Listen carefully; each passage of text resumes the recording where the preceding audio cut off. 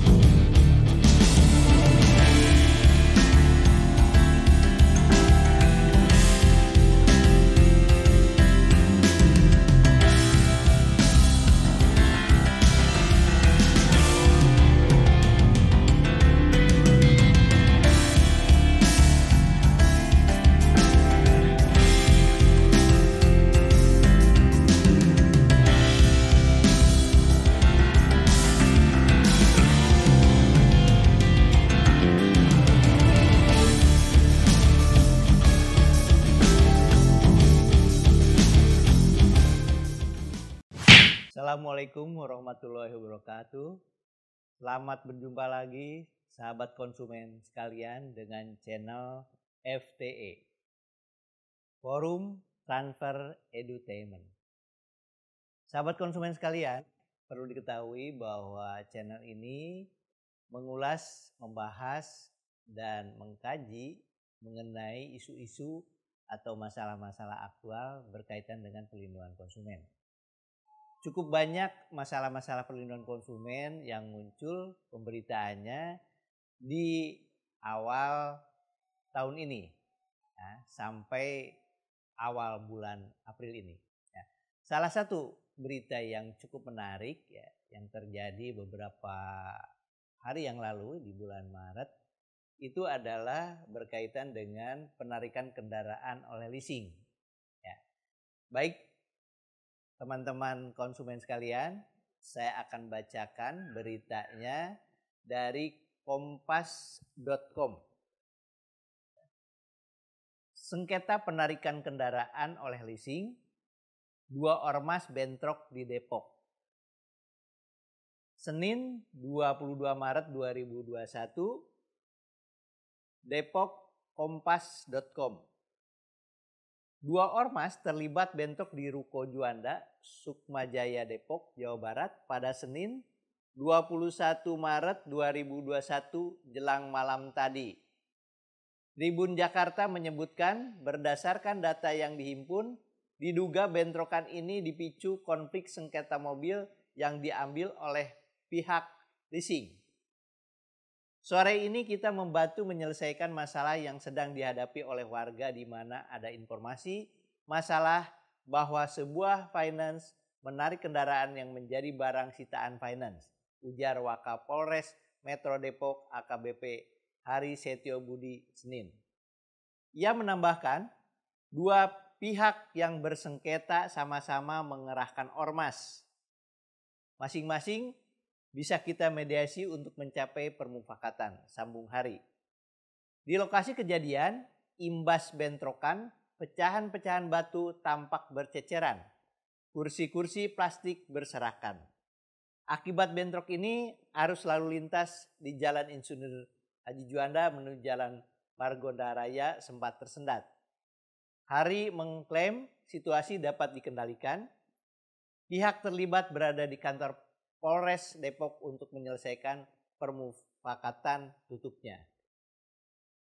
Demikian sahabat konsumen sekalian, berita mengenai penarikan kendaraan oleh leasing, ya, yaitu unit kendaraan yang menjadi jaminan atau yang menjadi unit leasing, ya, yang dikuasai atau delegate oleh konsumen ya.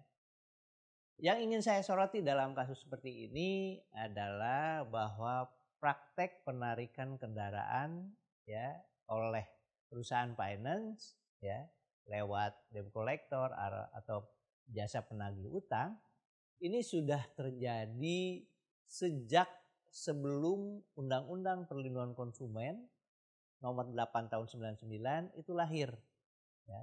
Jadi kalau kita lihat saya amati praktek penarikan kendaraan yang dilakukan oleh finance perusahaan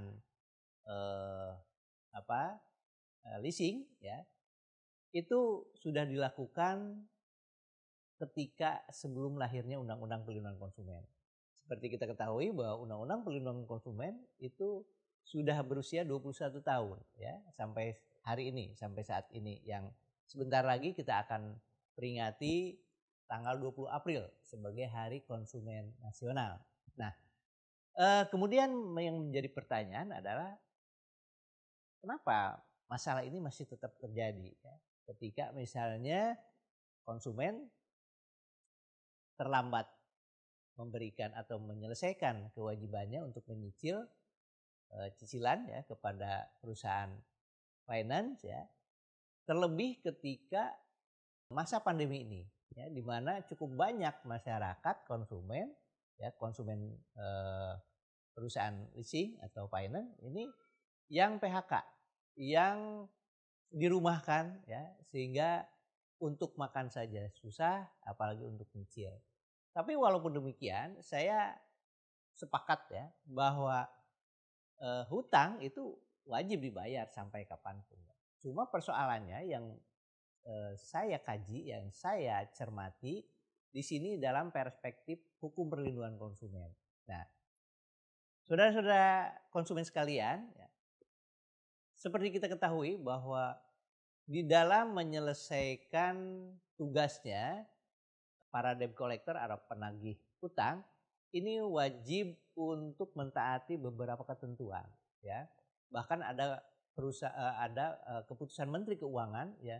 Itu beberapa waktu yang lalu bahkan itu melarang kalau tidak salah ya, melarang beroperasinya debt collector ya, apalagi debt collector yang tidak terorganisir. Nah, ini tentunya menjadi persoalan sampai di mana efektivitas dari surat keputusan Menteri Keuangan ini ya. Di sisi lain juga ya, jadi mohon dicatat bahwa saya sangat sepakat bahwa kewajiban untuk membayar cicilan ya bagi konsumen yang nyicil kendaraannya ya ke perusahaan finance itu wajib dipenuhi ya. Itu per bulan dan seterusnya ya. Yang menjadi persoalan sekarang adalah cara penarikan itu adalah harus sesuai dengan ketentuan peraturan perundang-undangan. Kalau kita lihat dari perspektif hukum perdata misalnya ya, bahwa hubungan hukum antara konsumen dengan perusahaan finance atau leasing ini adalah hubungan perdata, keperdataan. Nah, kita tahu, dilihat, kita buktikan dengan melihat adanya perjanjian pembiayaan ya dengan lembaga pembiayaan, dengan perusahaan pembiayaan ini atau finance atau leasing ini ya. Nah, itu bisa kita lihat dalam perjanjian. Bentuk perjanjiannya adalah perjanjian pembiayaan kendaraan ya antara pihak satu perusahaan pembiayaan ya atau finance atau leasing dan pihak kedua konsumen ya atau sebaliknya ya.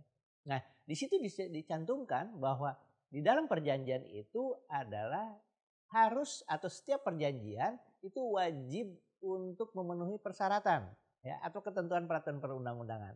Kalau boleh saya sampaikan, ketentuan perjanjian leasing atau lembaga pembiayaan dengan konsumen itu adalah tertuang di dalam pasal 22 POJK nomor 1 2013. Junto pasal 18 Undang-Undang nomor 8 tahun 99 tentang perlindungan konsumen.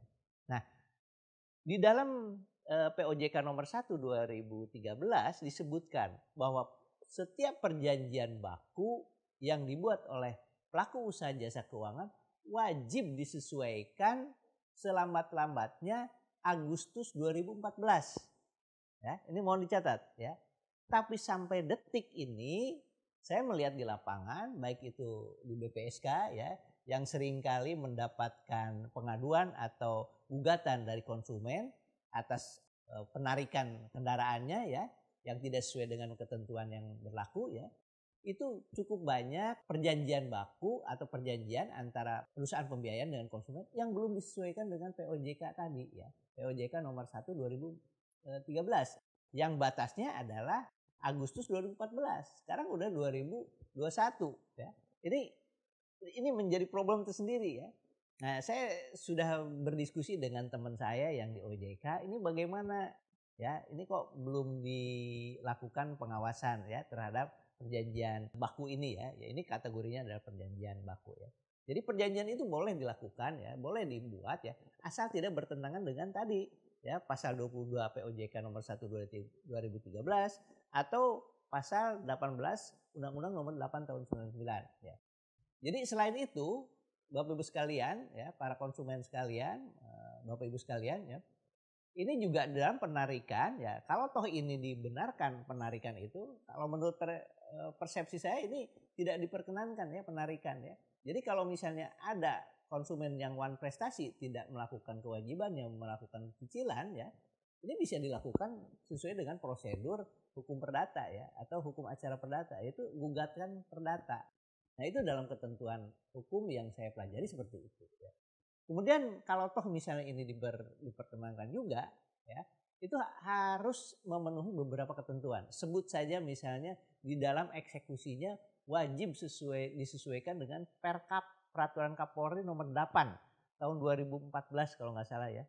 Yaitu setiap eksekusi kendaraan ya itu wajib didampingi oleh aparat kepolisian ya, aparat dari pihak kepolisian. Itu yang pertama. Yang kedua juga debt collector yang menarik kendaraan dari tangan konsumen itu wajib memperlihatkan sertifikat fidusia asli yang dikeluarkan oleh Kumham ya, Kumham. Nah, ini seringkali tidak dilakukan ya, tidak dilakukan dan konsumen pun tidak menanyakan dan bahkan ada yang ditarik paksa. Nah, kemudian juga kita perlu tahu ya bagi konsumen ya, bagi yang mereka yang memang kesulitan untuk bayar ya, itu ditanya apakah betul ini petugas perusahaan finance ya, jangan-jangan ini orang jahat gitu ya. Jadi tanyakan identitasnya, KTP atau apapun ya, kemudian surat tugas, lalu kerjasama ya, perjanjian kerjasama antara perusahaan finance ya, pembiayaan dengan perusahaan yang mengelola debt collector tersebut ya. Nah ini yang ketentuan-ketentuan ini persyaratannya wajib diperlihatkan oleh petugas penarik kendaraan tersebut ya.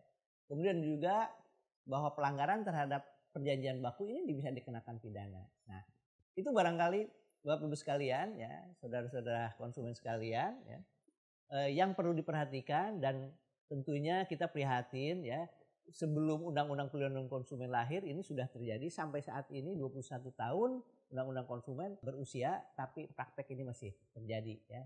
Bahkan konflik horizontal pun terjadi, konflik antara masyarakat dengan ormas dan seterusnya. Ini sudah beberapa kali dan terjadi dimanapun, bahkan di kota Tasikmalaya itu ada semboyan kuburan leasing ya.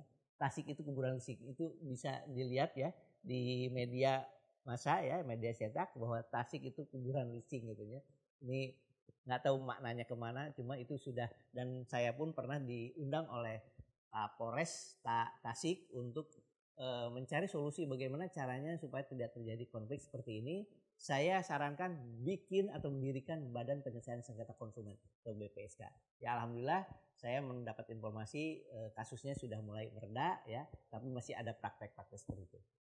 Itu saja barangkali Bapak Ibu sekalian, sahabat konsumen sekalian, informasi yang saya sampaikan. Mudah-mudahan video ini bisa menjadi gagasan atau inisiatif atau masukan kepada para pihak, terutama dalam hal ini pihak kepolisian, Kementerian Perdagangan, OJK, kemudian Kementerian Hukum dan HAM, duduk bersama-sama. Ini bagaimana caranya supaya kasus ini tidak terjadi lagi ya. Ya, ini kan ada juga beberapa tahun yang lalu sampai kita dengar ya, ada yang sampai dibunuh gitu ya, konsumen dibunuh oleh oknum debt collector. Nah ini barangkali kita coba hentikan ya, bagaimana kita duduk bersama-sama. Ini ada Badan Perlindungan Konsumen Nasional ya, ada YLKI. Kita duduk bersama-sama untuk mencari jalan keluarnya supaya tidak terjadi lagi kasus seperti ini. Demikian video yang saya sampaikan, mudah-mudahan bermanfaat ya, baik itu untuk konsumen, pelaku usaha, debt collector maupun oleh pemerintah terkait kebijakan mengenai perusahaan leasing ini. Demikian, terima kasih. Assalamualaikum warahmatullahi wabarakatuh.